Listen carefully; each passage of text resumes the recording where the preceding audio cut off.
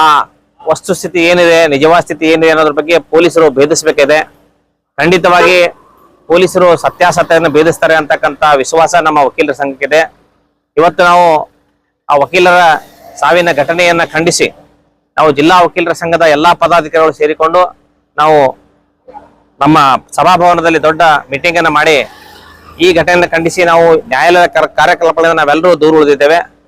ವಿಶೇಷವಾಗಿ ಪೊಲೀಸ್ ಇಲಾಖೆಯವರು ಶೀಘ್ರವೇ ಇದನ್ನು ಲೇಟ್ ಮಾಡದೇನೆ ಇದರ ಬಗ್ಗೆ ಶೀಘ್ರವೇ ತನಿಖೆ ಮಾಡಿ ಸಾರ್ವಜನಿಕರಿಗೆ ಸ್ಟೇಟ್ಮೆಂಟ್ ಅನ್ನು ಬಹಿರಂಗಗೊಳಿಸಬೇಕು.